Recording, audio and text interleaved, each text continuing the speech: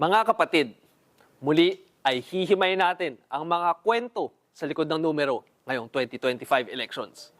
Ngayon, titingnan natin ang party lists at nakita nga natin dito na nangunguna ang Akbayan with 2.75 million votes. Pumapangalawa ang Duterte Youth with 2.3 million votes. Pero mga kapatid, ilang pwesto nga ba ang makukuha ng Akbayan ngayon na sila ay number 1? Himayin natin yan. So sa first round, titingnan muna natin kung ilan ba sa mga party list ang nakakuha ng 2% of the total party list votes.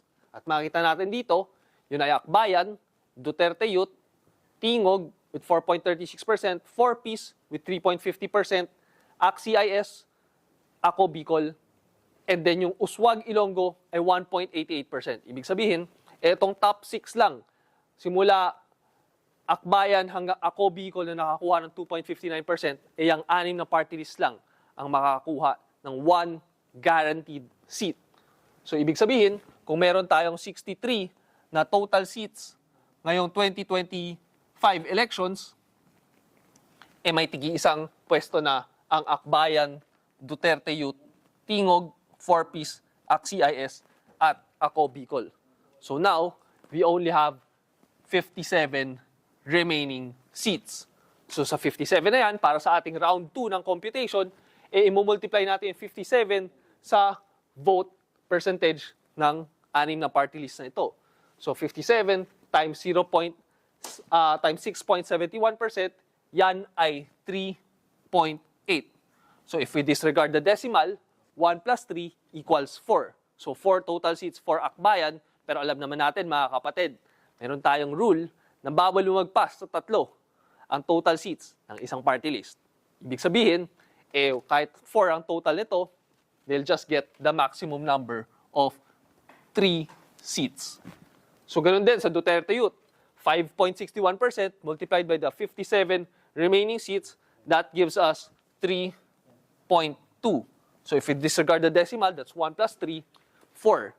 Pero muli, hanggang maximum of 3 lang, so Duterte Youth will get 3 total seats. Ang Tingog with 4.36%, 4.36% times 57, that is 2.5. So if we disregard the decimal, 1 plus 2 equals 3. So 3 seats, maximum pa rin for Tingog. Now for 4Ps, nakakuha siya ng 3.50% of the total party list votes. So 3.50% times 57, that is 1.995 or 1 additional seat. So ang kanilang total ay 2. For ACT-CIS, 2.98%.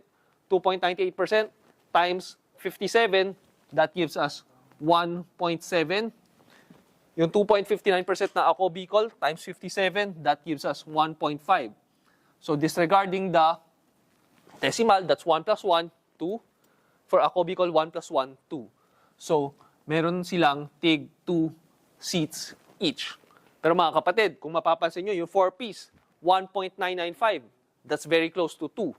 Kung makakuha pa sila ng additional votes, posible itong maging 2, and they would also get the maximum of 3 seats. So yan ang babantayan natin, no? Kung makakakuha pa ba yung 4Ps ng 1 additional seat. Pero sa ngayon, ito yung nakikita natin. So we now have 3 plus 3 plus 3, so that's 9, 11, 13, 15 total seats na ang na-occupy nitong top 6. So if we get 15, 63 seats in total, minus 15, we're now just left with 48 total remaining seats. So saan ba makuha mga kapatid itong 48 seats? So from those who got below 2%, starting with Uswag Ilonggo, kukuha pa tayo ng 48 pababa sa mga sumusunod sa ranking, no? So from number 7 to number 54. That will be our cutoff. So that's Uswag Ilonggo, Solid North Party, Trabaho, Sibak, PPP, Senior Citizens, Malasakit at Bayanihan, ML, FPJ Panday Bayanihan, all the way down to number 54. So tingnan natin mga kapatid, So hanggang number 54, so that's Phil Reca. So dito yung magiging ating cutoff. And so far, si Phil Reca has a 2,000 vote lead over Gabriela. So, dito yung ating cut-off. Pero kung yung 4-piece, gaya nga ng sinabi ko kanina, makakakuha ng 3 total seats. Ibig sabihin, hanggang dito lang yung ating cut-off sa 53. And swerte nga ang party list na swertehin makakuha nung final spot. So yan, mga kapatid, hopefully ay naliwanagan kayo kung paano ba ang computation sa party list seats. No?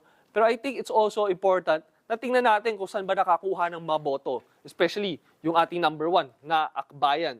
So, if you look at Akbayan here, natin yung heat map.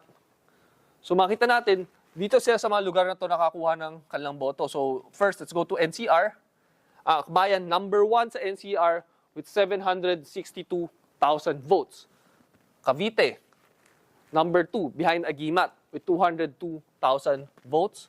Let's also look at Bulacan, number 1 din ang Akbayan dyan with 191,169 votes. So, ilipat ko lang sa ganito kasi mas maganda yung ganitong visualization. No? So, sa regional level, NCR, number 1 ang Akbayan sa Metro Manila, again with 762,000 votes.